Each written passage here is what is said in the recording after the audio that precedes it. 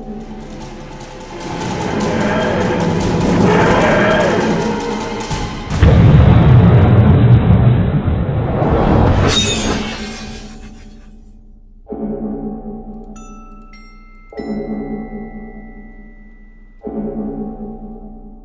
hello everybody, and welcome to one of the many pre-recorded panels that we're offering here this weekend at Console Room 2021. And I'm Dr. Arnold T. Blumberg. I'm going to be sort of kind of moderating this. And I wanted to take a moment here, first of all, to let the other members of the panel introduce themselves. And I just wanted to warn everyone in advance, we have another member of our panel that may or may not show up at some point. So be prepared for things to potentially get mildly wonky, but we'll roll with it when it happens. So first of all, exactly, it's perfect actually. So what difference does it make, really? So anyway, as I said, I'm Dr. Arnold T. Blumberg from ATV Publishing. I teach a lot of pop culture and media literacy stuff. I've written a lot of stuff. You all know me, it's all right. And we'll move on to the other members of our panel. And why don't you introduce yourselves, and then we'll get things going. Start with Kathryn. I'm Kathryn Sullivan. I write YA. I also write essays. I've got one in Chicks Dig Time Lords. I've got a couple in Outside In. I've got one in Children of Time, actually two. And big Doctor Who fan. Kris. Hi, I'm Kris Coulter. I am actually a family medicine trained physician currently doing urgent care, which has been interesting this year. I also hold a doctorate in human genetics that I'm not currently using, but occasionally is useful in discussions like this. And I am going to be humbled today because I'm going to be depending heavily on you two folks and perhaps our third other person for your pop culture wizardry and Doctor Who knowledge, which I am not as well versed in, but I am catching up. Awesome. I'm glad to have you here. And like we said, we have another member might be showing up, but we'll see how that goes. And we're here in this panel to talk about pandemics in Doctor Who, which, I mean, I guess if you're watching this, this is what you want to hear about. I know there are some people that probably, maybe this is the last thing you want to talk about right now. I've been going back and forth about it myself, but it's worth looking at the fact that for a show we all love, it has very often traded in this as one of its most common premises for storytelling, because let's face it, it's something that is terrifying and suspenseful and leads to lots of interesting character and story possibilities when you deal with the idea of something spreading and infecting. And it's something that Doctor Who has done very often. And I'll start off with Kathryn, and then we'll just see how organically we can keep this going. Because before we started recording, you were talking about having assembled a bit of a list. So basically you saw already, this is a premise that goes back to almost the birth of the show itself, doesn't it? Yeah, just about. Yeah, because it started off with the first Doctor, which is believable because the writers at that time had survived World War II, and you had the threats of, they no longer had the threats of mustard gas, but they basically had that whole chance of diseases affecting the whole world. And okay, I'm a retired librarian. I do this. So shall I just go ahead and read the whole list so far? Yeah, I mean, why don't you read? Well, let's read a few of them where things started off, and see about that. And because I'm going through all the different doctors, and I'm starting with the first Doctor. Now, some of them, the pandemics are not within the episode, but it's leading up to the episode. It might have affected something in it. So, Dalek invasion of Earth, because the Daleks bombed Earth first and also released a pandemic. I forgot which way it came first. The Ark, where you had the cold affecting Dodo's cold affecting the balance of power between the two groups that were living on the Ark. Planet of Giants, because that was basically, that was going to be more of what was going to happen after the poison might have spread. Second Doctor, we have Moonbase. I'm also going to throw this in Second Doctor too, because even though it's a Third Doctor episode, Frontier in Space, because the reason Third Doctor was honored so much by the Cronins, because the Second Doctor had solve the problem of pandemic. And then Death to the Daleks. Tell me when to stop. I'll just keep reading. Well, let's end with some of the Third Doctor, because Okay. finished up the Third Doctor stuff. Silurians. Okay. And I actually wanted to stop you there. And I know that Stacy Smith, who's one of our other potential panelists, had recently written an entire book about this. So there's something I definitely wanted to deal with. For me, I guess it's one of the most memorable stories that had to do with a pandemic. It's one of the ones that really puts it front and center for an entire couple episodes, where the Silurians, as a way of trying to get rid of the human race, decides to spread a disease. I recently watched a bit of that again, and it was uncomfortable to watch. I've seen that story a million times, but watching people falling in the streets in England is like, it's done well. It's good, but it's And the fact that also, you had people denying the fact that the disease existed. yes, that's right. There's the part that really got me, was the part where, oh my God, I'm blanking on his name now. Nider, you know what I'm talking I about. just rewatched it, so I Yeah. think, is it Dr. Lawrence you're thinking of? I'm thinking of the part where he comes in, he's got it all over his face, he's dying, and he's refusing to accept the reality. And the thing is, this is painful, because I have read a lot of stuff lately about people laying in the hospital saying they can't believe it's real. And this is the situation we're in. And the Silurians did that. They really did that. And it's painful, but it's also amazing that Doctor Who is capable of capturing some pretty profound stuff in a story like that. And I guess, Kris, you know, with your experiences going on in the medical field too, it's something I guess you have to deal with people face to face sometimes. I'm reading the same stuff you are, and I think it was, at first, I think it was a bunch of ICU nurses out of the Dakotas that were mentioning people, and then also Wisconsin and Iowa started to pop up in the last month saying, yeah, people to their dying breath, we're about to put them on the ventilator, and they say, oh, it's a hoax. And so I remember that same scene and going, oh my gosh, why am I watching this? Well, on the other hand, it was I really liked the serial, the 7 episodes. Yeah. And all that stuff starts to go down on, I think, episode 6. And it was the first 3 or so that I was enjoying immensely, because I'd actually never watched the whole thing before, and quite enjoying it for other reasons. But I was wondering, okay, when does this pandemic that's supposed to be in here, you know, when does this disease pop up? And then all of a sudden in the second disc, oh, there it is. Okay. And okay, we'll talk later probably about the science basis or lack thereof. But in terms of the limitations of the drama and the speed at which you have to convey the ideas, within those limitations, they did a very good job. And what really struck me is they really are trying to trace this thing from person to person to person, as to who's getting it, and then who's falling ill, and then who's dying. In terms of like the taxi driver, the ambulance driver, I think it's the train or subway driver, train, I think. Yeah. And then the people falling on the sidewalk. And of course, they have to put a visual aspect because it's a visual medium. That's different. So they all have like horrible boils or weird blotches on their face. Okay, dramatic license. But I did appreciate that they really were trying to convey what really would happen. Even though it felt a little bit more like smallpox than, you know, a respiratory virus, but still, kudos, they really did a good job.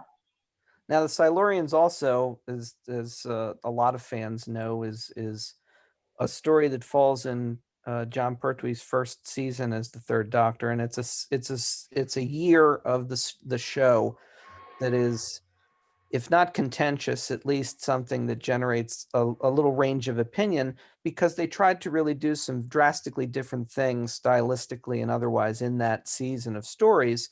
And arguably, even for all the silliness that's typical of Doctor Who and still there, it was a more serious year. It was a year that tried to quite literally bring things down to earth in many respects. And I think that's part of why the Silurians I mean, it's still guys in rubber lizard suits walking around. But when you get to that sequence, like you're describing, it's frightening. And I think today you can look back and still appreciate what they accomplished in that. Now, like you said, you give them credit for that. So we stopped the list around the third Doctor, but obviously throughout the whole history of Doctor Who up to the present day, there are other stories that deal with pandemics, viruses, enemies causing infections. On average, do you find, particularly when you have the background to recognize it, do you find that these things don't necessarily ring true and it's a bit silly because television doesn't usually really capture that? Is the Silurian sort of an outlier there? Is a story that actually captures a sense of reality to it, or have you found other stories that have done that too? I appreciated not just it capturing that reality, but a bunch of other aspects of that group of episodes too, which don't necessarily have to do with pandemics. But I was squeeing over a few things. I love Liz Shaw. I'm going to have to go back and watch more Liz Shaw. It's like, yeah, I'm not your office boy. Yes. And Paul Darrow, thank you very much. I was appreciating that. Bessie, I think, was that actually introduction of Bessie? In Silurian? Yeah, that's right. Yeah, that's Yeah, I was watching the beginning of that going, oh my gosh, they're introducing Bessie. That's so He has cool. a different car in the first one, then. Yeah. Yeah, they Oh, kind of go out of their way. And then just the seriousness of this separate species, which has gravitas all of its own, that deserves to also live, but for the fact that we also inhabit the same space, and they've been the same land, and that we've all been on Earth the same amount of time, but they've been in hibernation. So who has the right to kill who here? And issues of genocide are handled fairly well, if quickly, in that episode, and things end badly because the Brigadier goes off in a direction that the Doctor does not like at the end of that. And I really, really appreciated that. So that goes beyond the whole issue of the pandemic. So just getting past all that, I'll try to answer your question a little bit. I actually found myself being rather jealous at this pathogen, which I think was supposed to be a bacteria that the Silurians had used against the animal staged apes that we ascended from back when they were actually awake and alive on the planet, and they were ruling the planet, and we were just the pests. So they would use this bacteria as pest control to keep our numbers down. So they're bringing back this bacteria because I don't think they have any other choice. So they're going to try to get rid of the apes that way, so that they can actually have their land back, right? But this is actually very fast moving, as I mentioned. It has a visual aspect to it, and it kills people so fast that it doesn't really get that far. I think it got as far as Paris, so we were told. There was a case in Paris that they mentioned on the show, but it didn't get much beyond that. Partly because the Doctor was able to find, I think they called it antidotes, which also was not exactly scientifically correct. But okay, we'll let him go. Okay, found antidote that when you mix them together, it killed the bacterium. I was jealous because those were all things we did not have with the current real life pandemic that has quite an incubation period. A lot of people are asymptomatic and they don't have visual markers on them saying, oh, that person, you should stay away from that person, unless they're coughing.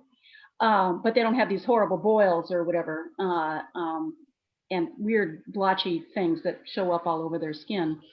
So I was kind of thinking, yeah, the Doctor actually had it easy in a way, because all of those things actually make it much harder for a true pandemic to occur, because it kills you before you can spread it very far. I've also that was my thought.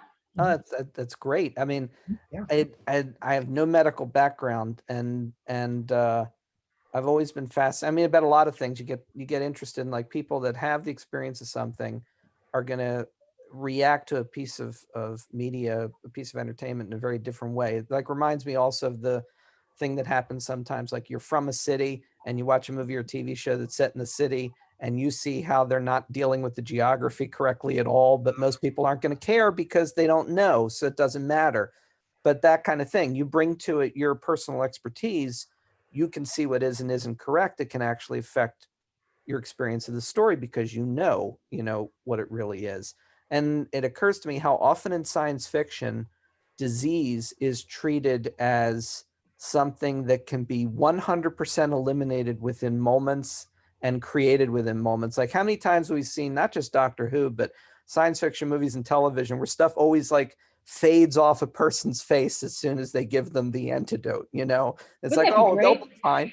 Like massive genetic transformation into another creature, but they'll be all right because now they're cured, and actually, I guess if I had a question, I would think what both of you think about, and Kathryn, you went through like a list of all these other shows, how often we also see pandemics and diseases in shows like Doctor Who treated as weapons, where we actually see them created specifically for the purpose of hurting someone, of weaponry. And maybe also as a side note, how often that might factor into people's perceptions today. There's a lot of conspiracy theorists out there that help to spread disinformation. And unfortunately, a lot of it is based on the idea of, oh, this started somewhere in a lab. And is there too much focus on disease as weaponry in our pop culture that helps to feed into that kind of perception? It's probably also because people don't realize that it's natural. The diseases just happen and they find a host and they go from there. Because I mean, the Cybermen use it a lot with the, let's see, am I saying them right? Oh, well, anyhow, the visitation, Yeah. you had the weapon. In Revenge of the Cybermen, you had a disease. Moonbase, you had the disease for the Cybermen basically. Let's see, Moonbase was the sugar. And thank goodness Polly noticed that. Revenge also reminds me of like what Kris was saying. Revenge has that standard sci-fi perfect visible representation of all those something. veins. Yeah. Oh, yeah, right, yeah. But they couldn't cure her. They had to throw Sarah Jane into the transporter and get rid of it that way. It's like that was a different way of curing things. Let's see, New Earth, there wasn't really a disease manufactured, but the nuns basically were using it to control profit, I guess, because they basically had the whole center of all the various diseases. Let's see, Empty Child Dr. Dances, that was more of just, it just That happened. was an accident. Yeah. That's right. But again, that's Managing. something with like horrific transformation of the entire body that can then also be instantly reversed with a magical cure. And we see that a lot in science And fiction. Terminus, that was basically the scariest leprosy. And that was a really hard cure though. So you actually had a little bit more, but paying somebody else with radiation, that's not the standard cure for most diseases. Cancer. Yeah. Yeah. There we go. Some types of cancer, that's all we got. Yeah. Right. Or chop it off. Mhm. Right. Right. Yeah. And perhaps actually, the nanogenes worked pretty well for me because that in Empty Child, because that is almost a magical fixed device. Instead of being something natural that would require more hard work and something natural to maybe cure it. Yeah. That could maybe be instantly, because they created it that way. Okay, that works for me. Mm-hmm. What do you think about New Earth, though? What do you think about New Earth with all the cures being there? Oh yeah, don't get me started. Yeah, no, I think I was sitting next to my husband at the time, and he made some crack about, oh yes, you just hit him with UV light and inject him with bleach, boom. And I just started laughing. I kind of missed a couple minutes of that sequence because I was losing it on the couch. Oh yeah, let's just dump the disinfectant on them. That'll cure them. Yeah. Maybe if you get it in their mouths into all of their mucosa, okay, all right, I'll buy that, because that disinfectant was coming from them from every which way. Okay, I have learned to suspend disbelief at times in order to enjoy the story. I guess that's another point too, is like, I mean, you can't, it's Doctor Who. We all love this show.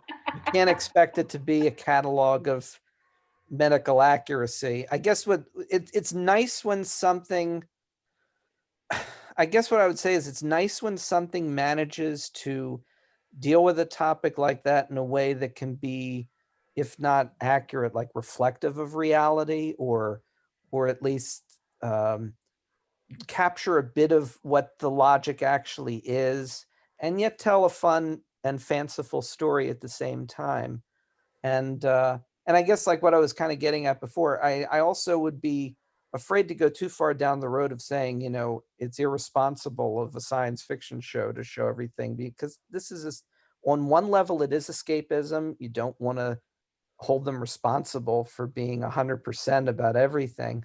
But I guess maybe in the world we're living in right now, all of this feels a bit more sensitive.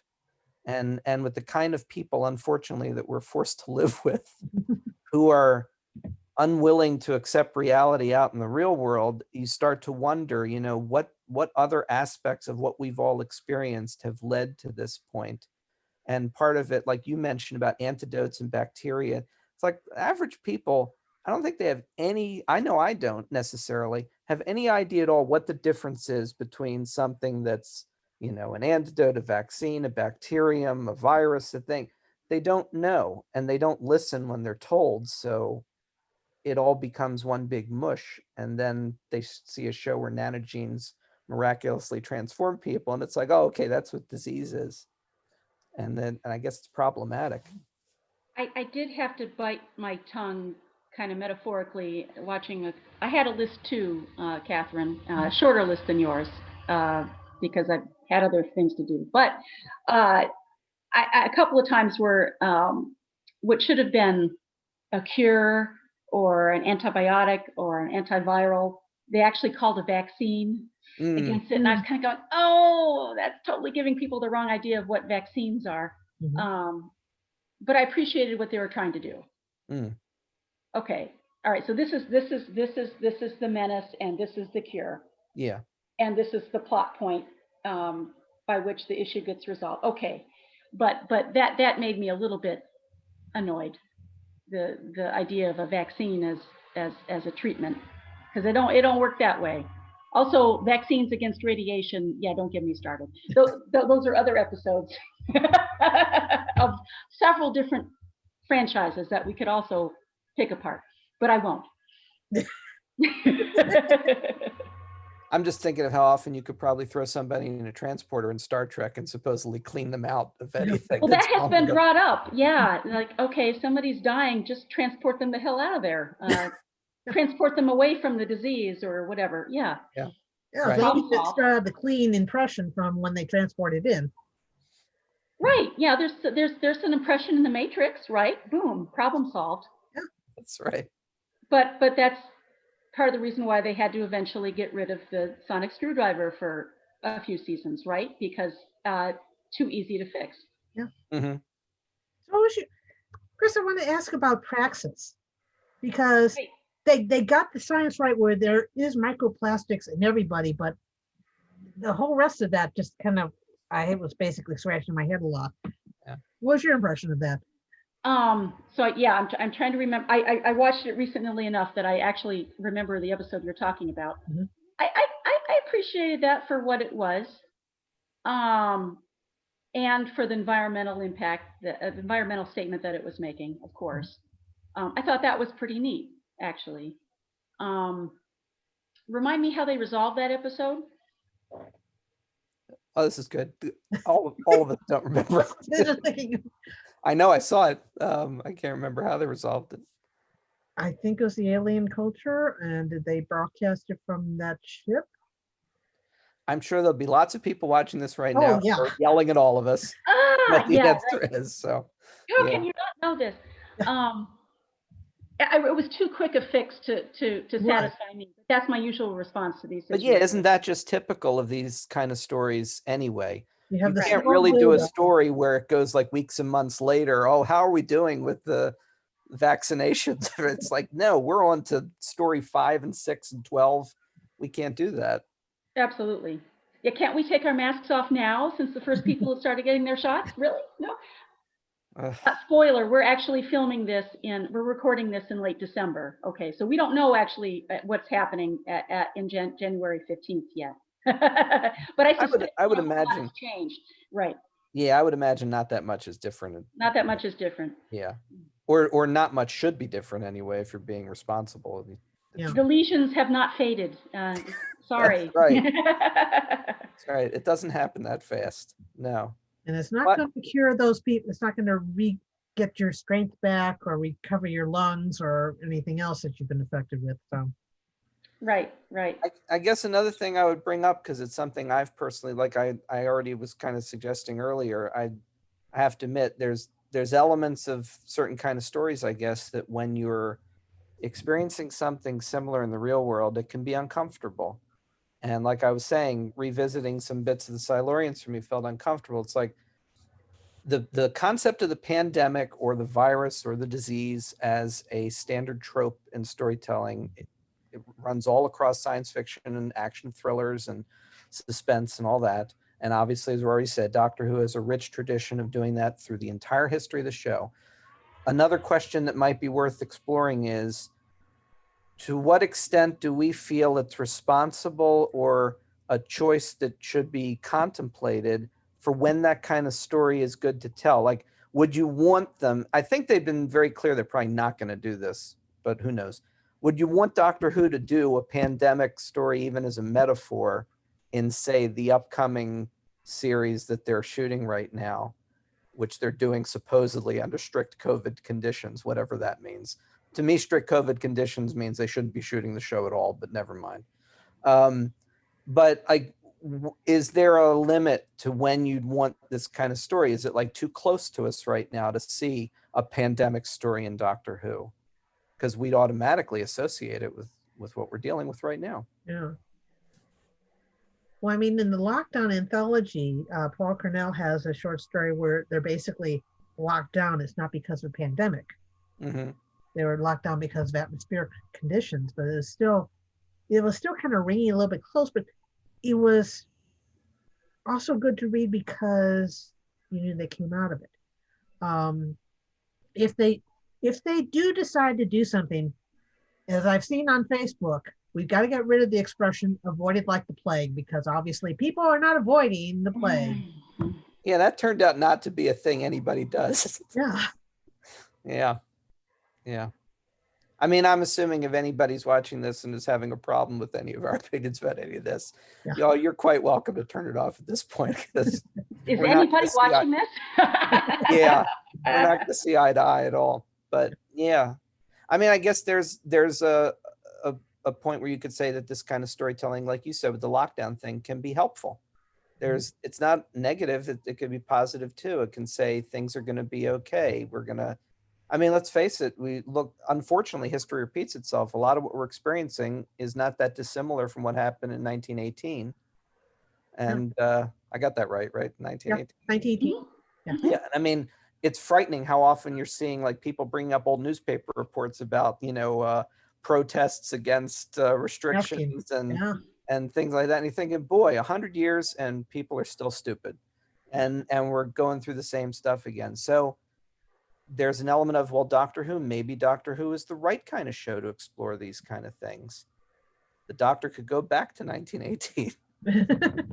Oh boy, I think that could work. I'd almost like to see it as a setting where it would have to be one of those things where he can't fix it. Right. Well, that's right. Because it's a set point in time, yada, yada, yada. Yeah. But a story would happen within that. You'd have to do it in a way where you'd say, like, whatever alien or other things happening would make things worse than they were. Yeah. They can stop that. But you're right. It's like you can't. But that's that tricky thing that always comes up. It's like the really sensitive stuff, like you can't have the Doctor, like they're in comics. It's like you can't have Superman go back into World War II because they can't stop it. You can't solve something. So how do you balance that? And particularly, you always got to think of children and think, well, how's a kid going to understand their hero can't save the day here to a certain extent? And And this kind of topic is, particularly now, a very sensitive one. You got people living through this who, particularly young people, who you have to think of when you're telling a story like that. But I agree with you. I think the 1918 setting would be kind of amazing, actually, if they could figure out a way to do that that was balanced. Yeah. And it would actually be a little bit more dramatically conducive, because people really did board trains and then die before they got to their endpoint. Mhm. It was more quickly moving in most respects than this Yeah. disease is that we're living through now. Yes. Although there weren't, horrible, grotesque, weird skin colorations or growing tentacles or whatever that, Doctor Who might do. Yeah. Although, what if there was a superimposed disease on top of? Yeah. Well, yeah, I know. They could do that. It's science Is Kris fantasy. Chibnall watching this right now? Can we get Yeah. bring him in on the Zoom call? We need to have a conversation. Totally. Well, you mentioned some things that bother you, particularly from your background of really knowing what you're looking at with this kind of subject matter. Are there things that you would say shouldn't be done in these kind of stories, or that are genuinely detrimental for someone to do in a story like this, that affects, the audience should understand this is not the way things are? Or is it just, or would you just say, well, it's fantasy, and you just, you separate that? I think the quick fix idea is probably the most harmful. And I think colors all of our thinking. Anyone who's grown up in the culture, I think science fiction probably addresses it more so than most, but I think most dramas, long enough running dramas, have had sort of a pandemic or radiation or some sort of spreading menace type of scenario. But they still have to, it's either an arc over a season, which most of them don't do because it's too depressing. So they usually wrap it up at the end of the episode. So it kind of has to be a quick fix. Yeah. So I think in the back of our minds, there's this wishful thinking that maybe it all really will be over. Yeah. And even among my coworkers and myself, okay, I think at the back of my mind, I knew this was going to be worse than most people were thinking, because I'm just more of a depressive person. I'm kind of into this stuff. I read disaster stuff for fun. Okay, I'm weird. But a lot of my coworkers were making plans for the summer in March. They were saying, hoping to me, oh yeah, we'll be able to travel on planes by the end of the summer, won't we? We'll be able to get together for Christmas. And I'm going, I'm just, trying not to say too much, because I didn't think so. But even I was kind of hoping that maybe if everyone behaved, maybe we could have a kind of a modicum of normal interaction with masks at this point. And of course, that has not come to pass. No. But the experts were telling us it's going to be 1 to 2 years. So even those of us who really logically have had way too much education for our own good, even we can have too much optimism. And I don't know how much of that comes from the culture. And I guess I myself was also thinking maybe there's something out there that the scientists will actually discover, because everyone's working on this all at once. A lot of them have had to shut down their normal activities, and this is what they're doing. I was reading dispatches from that were telling me what all the labs were doing, and they weren't doing their normal stuff. I mean, the engineering students were working on PPE and ways to intubate people that were safer. And the genetics labs were looking at the genome of the virus, and all their other stuff was on hold.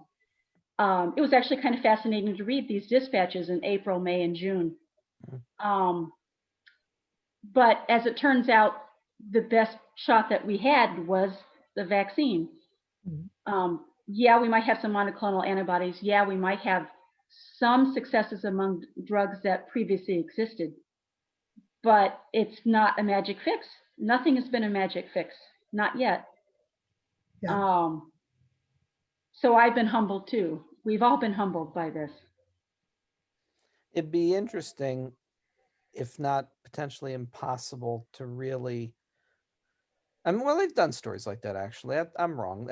They've done stories like that with the Doctor, where the Doctor is humbled by being powerless to affect certain things. I mean, quite frankly, in certain respects, you could argue even recently in episodes like Rosa, there are moments in history where even our character, who is basically like a wizard, this Mhm. magical being, is incapable of making a difference where things must be the way they are because we're watching a TV show in the real world and you can't change Yeah. the things that can't change, so you have to dance around it a little bit. And I guess when you're doing these pandemic stories, I agree with you. It's like the quick thing at the end, everybody's fine. And then the person that was nearly dead last week, they're fine this week. They're running off. And Yeah. I mean, that's the way these shows work.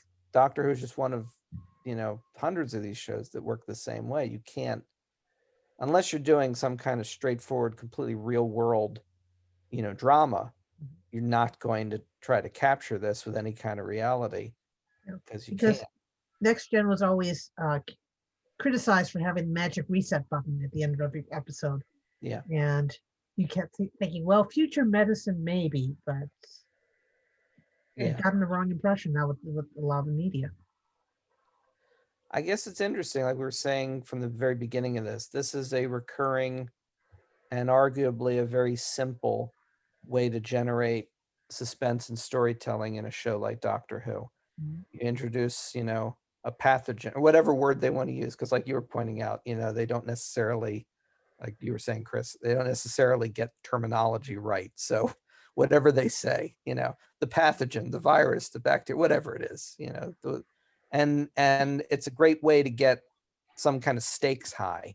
Like now everybody's in danger Mhm. and the Doctor has to tinker away in a lab somewhere and come up with an answer, which of course is going to happen.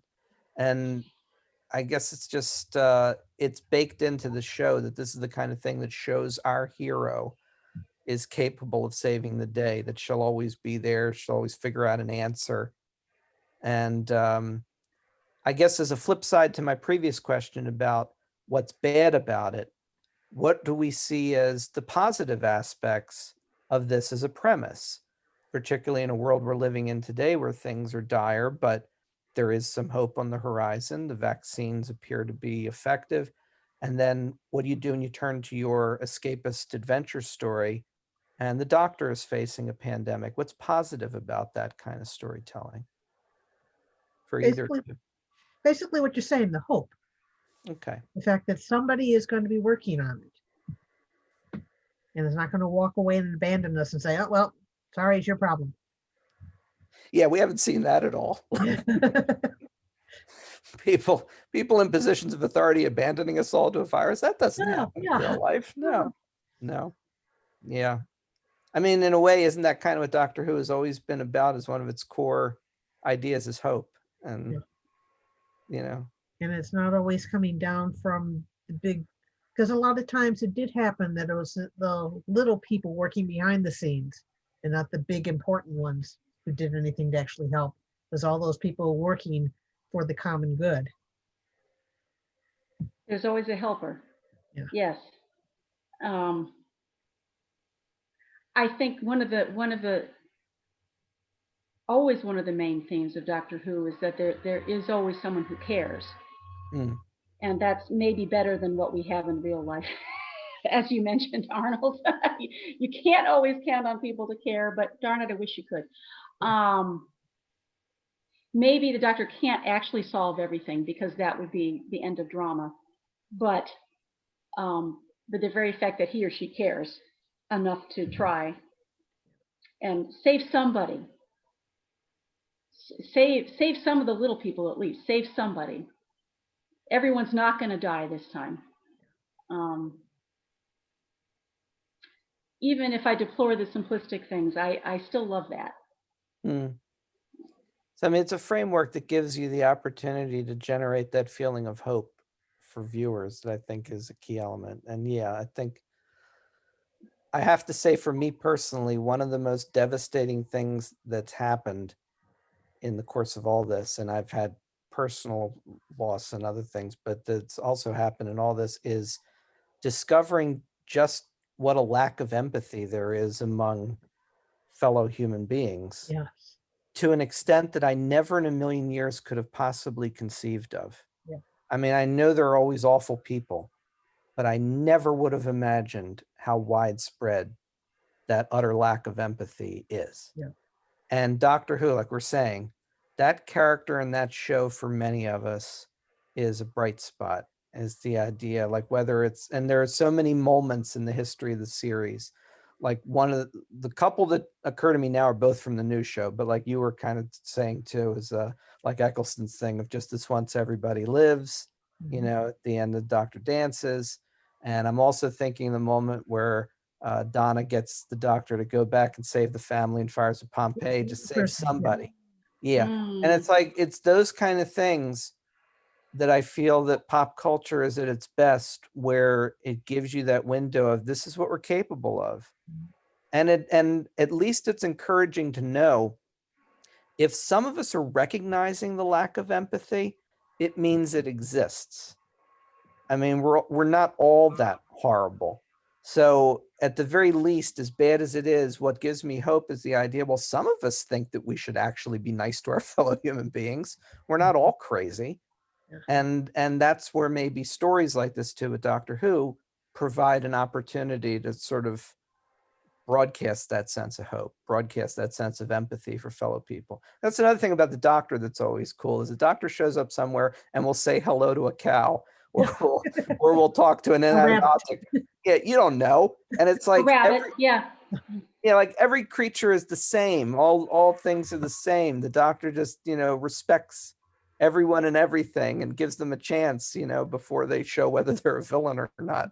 And that sort of thing is also very encouraging and kind of beautiful too. Exactly. Definitely. The other feeling that goes along with just hope is just the pro-science tone and the anti-violence Mhm. message that are always there. Yeah. That there are always things to be learned if you study them and you don't just pick up the gun. Yeah. And that's always been, even I know that's always been a central tenet of Doctor Who. And I have to love that. Because I mean, even in The Invisible Enemy, where it was the virus that was trying to spread, the doctor was still trying to talk to it and talk it out of what it was doing. Is that the bushy eyebrow Yeah. one? Yeah, Oh, right. Yes. Yeah, they get the eyebrow. Contact has been made. Yes, yes. Right. Yeah, that's K9's debut. Also, I'm seeing from the side our console room friend Natasha, who's been handling everything here with all this amazing work, doing all these recordings and all this. Actually threw in a comment I wanted to make sure we brought into our panel, because I'd forgotten about this. Actually, it's a good reference, talking about the little people. Kathryn, you said about little people banding together. Also reminded me of the fact that there was the master in the end of time, basically functioning metaphorically as a pandemic by transforming everyone into the quote unquote master race and basically spreading himself as a disease, if you look at it that way. I never really thought about it that way, but it is. It's a pandemic story because it's the master infecting everyone with himself. And then of course it also brings in just the right on the nose Nazi, connection too with the master race. So yeah, that's a pretty potent version of this, I think, actually. But of course, since it's so on one level so incredibly silly, Yeah. it's even easier to have a silly, quick answer for it. Like everybody transformed physically in the master. That's all right. We'll fix them all, and then you put it back again, and it's all right. But since you're starting from something that's so sci-fi and weird, I guess that's another thing too. Is that sometimes when the virus or the disease story seems to be something like the Silurians, that seems like almost kind of like a real disease, something you actually catch, it's harder to buy that quick fix. But when something is so science fiction and weird and silly and strange, maybe it's easier to sell the quick fix idea. Yeah. Then there's a little more detachment from reality, maybe. So there's that. Totally. Yeah. Yeah. I'm trying to think. So, are there any other stories in particular that we're thinking of that we feel do this well, or have dealt with this idea? Well, I mean, I think the Silurians is kind of the gold standard in those couple Yeah. episodes for a Doctor Who story that deals with this kind of idea. Yeah, because another one that was a quick fix that didn't make any sense at the time was the Power of Three, Mm, because that was such a slow buildup of all those cubes, and then all of a sudden heart attacks all over the Mhm. place. yeah. Yeah. Okay. No argument. Yeah, that was just no. But yeah, The Waters of Mars, I was urged to watch at the last minute, Uh-huh. and just thematically an excellent episode. Anyway, I just love that one. I think technically, I think it was supposed to be a virus in the water, in the ice, that was reawakened when they thawed the ice on Mars. Uh-huh. But the only way to cure it was to get off that planet. And Right, then- but technically, it doesn't really meet the definition of pandemic, and a lot of these things don't meet the definition of pandemic, which right. was the first thing I did when I realized this panel was actually coming up and I was going to have to do it, was to look up the definition of pandemic, which means it has to be on multiple countries or multiple continents and fairly rapidly spreading, enough to get people's attention. It turns out the definition is more fluid than you'd think, which is good, because in Doctor Who, it isn't necessarily going to meet the typical definition of a pathogen on multiple continents, because now we're talking Mars, so what the heck does that mean? But I appreciate that we can kind of be fluidic and timey-wimey and a little bit flexible in talking about our terms here, so thank you. Oh, sure. Well, I think in this and so many other things in Doctor Who, you got, like we've already talked about, you kind of have to talk about it in terms of a story that does it in a semi-real way, a story that's doing it as metaphor, as symbolism. They're all lumped in. So yeah, absolutely. Yeah. And there's nothing that's going to be exactly on target, I guess, with what the very definition would be. Yeah.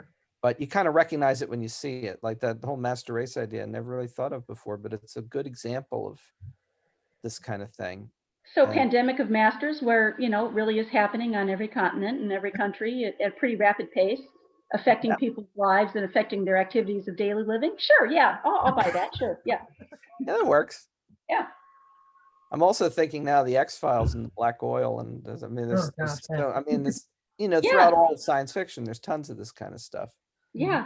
And I guess in a way, another thing I could throw out there before we're getting closer to our end is the fact that as subject matter, I think this hits hard for a lot of people, not just now because we're all in it and experiencing something real, but even beforehand. Anything that's about the body, whether it's more body horror oriented or about disease, is something that quite literally feels like it gets under your skin in a way that other premises might not. And even as crazy as a version of it could be, you can still translate it and think, oh, you know, I wouldn't want to get affected by something lethal. And that kind of story can deliver that horror that Doctor Who can do so well when it really leans into the horror aspect of it. And is that something we all think that sort of, like, for lack of a better term, a medically based threat or a story in this kind of a show, it has an immediacy and a sense of danger that feels more uncomfortable, more disturbing maybe than some others, like just an alien running at you. Instead, it's something inside you. Yeah. Because I mean, even mind control, the body horror is a little bit scarier than mind control, because you really can't picture mind control as easily as you can being affected by a disease. Because I mean, even though more kids do not grow up with the threat of chicken pox and measles, and now that there are those vaccines, but you still, that's always affects you a little bit more. It's a little scarier.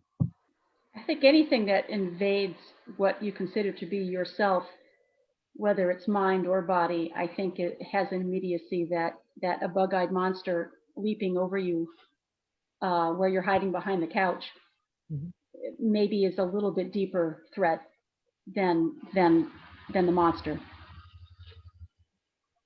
Because you feel like you can always outrun the monster. You always feel like you can outrun the monster. And yeah. Right.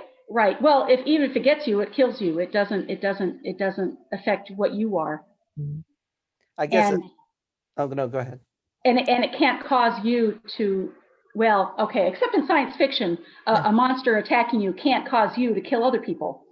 Werewolf. Whereas if you become the carrier of a disease, you become the threat. Hmm.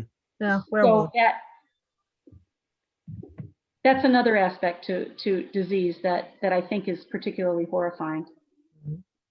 I guess it's also I've done a lot of stuff in the past related to zombies and zombie storytelling, and that's always been sometimes much more metaphorical, sometimes pretty spot on, exploring a lot of the same kind of ideas. And also one of the primary disturbing elements of it, as you just pointed out, is that idea that you yourself can become the very thing to be feared, whether deliberately or not. It's just a natural event about how that spreads. You then become the monster. I think that the thing is, talking about the difference between monster and disease, it's one of the things that's also been driving me crazy is the obsession our culture has with a war on everything, Mm. to the point where that kind of framing anything like well, of course there's the stupid people. There were people talking, there's a war on COVID, or we got to win this battle. And it's like the COVID is not in a battle with you. It's not fighting you consciously. It doesn't care what you think. This is not a war. This is not a battle. This is a disease that needs to be addressed. There are things you can do, and instead of going out and fighting it, maybe just stay home and shut up. That's the idea. But that's I mean, hard. yeah. It's much easier to send the military after it, which actually we're doing. All these vaccine shipments have security escorts with them, which in a very primitive way I kind of find comforting. But it's exactly that same thing that you're getting at. It's, oh yeah, let's send the guns after it. Yeah, I mean, it's that idea. It's like it's something you can't see, and like you also mentioned, the no visible markers for the asymptomatic people that may not, you don't know what's going on, you can't see. I feel like another aspect of this too is seeing how our culture constantly has to relearn things we've already supposedly known, but that everybody just forgets and learns again, which I guess means in another 100 years, everybody will be dealing with this all over again, saying, I guess we should be isolating more. It's like, you think? But I would also imagine another 100 years, Doctor Who will still be around. So I don't really have much doubt about that either. As long as there's some kind of medium that will, transmit some kind of entertainment, I'm sure some form of Doctor Who will be around in another century too. Because So what we really need is like a time capsule in the shape of a TARDIS that they're going to dig up in about 98 years saying, please fund your health department well. that's right. I mean, what better character than the Doctor would there be to deploy out there and say, here are the things we could do as, a culture to do things.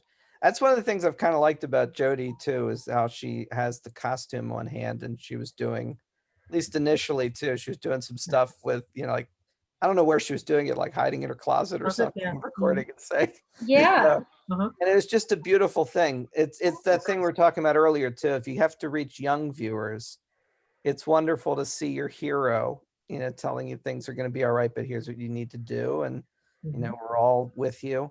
And it gets back to that idea of hope that I think the show is such a big, like torchbearer for that kind of idea of hope in the midst of disaster and despair. And as the 12th Doctor says, kindness. Yeah. Yeah. We could do with a little more kindness, I think, across the board here. I think that would help a lot of things. So what was Praxis the most recent story that Doctor Who did that we're construing as sort of fitting within Yes. the framework? Yeah. So Must be. Yes. we've pretty much, That was Mark 10th Doctor. Yeah. I was going to say, we've probably had a story that can be fitted into this idea from just about every Doctor throughout the entire history of the show. Yeah. It's a very flexible premise that works for just about any kind of sci-fi adventure. Throw in some kind of disease or The only one I don't have is the 12th Doctor. I'm trying to think of Was there anything that actually would have applied from Capaldi's time? Interesting. I'm sure somebody is yelling it at us right now. Yeah. That's like that. And if you are, that's fine. You're doing better than we are. Yeah. Look, we're all dealing at diminished capacity right now, so that's all right. I'm sure. Actually, Peter Yeah. Capaldi there is the one that I get the murkiest on, so I can't think of anything, but I'm sure there's something that would fit symbolically, if not directly, for that kind of idea. I just can't think of what it would be. But it's also interesting that whether you're dealing with it threatening humans or threatening Daleks with foam or Cybermen or whatever, it's something that's been a threat in one way or another to multiple races and multiple kind of creatures throughout the whole history of Doctor Who. And we've seen the whole pandemic thing play out, well, pandemic in quotation marks, play out in a variety of different ways. Is there anything that any of you think of as a particular favorite of any of these kind of stories? Like, Kris, you were saying there were a lot of things about the Silurians that you appreciated beyond that element, of course. Really, the only thing I did not appreciate was the actual rubber suit. That could have been done better. But Back in that everything time else, frame, yeah, everything else, even to the fact that some people were trying to escape and other folks at unit were saying, no, you need to stay here. You're quarantined. It's like, no, I got to get out of here. Totally realistic. Mm, And we're seeing that today too. yeah. Or we were, especially in the spring. It's like, oh, let's escape, New York before it gets bad. Let's escape Texas before it gets too bad. Well, it's already too late. You have it with you, and now you've carried it to other people. Just everything pretty much spot on in a compressed amount of time. Okay. Kathryn, did you have... Even to the array of it made me laugh, but the array of trays of drugs that the soldiers were bringing in.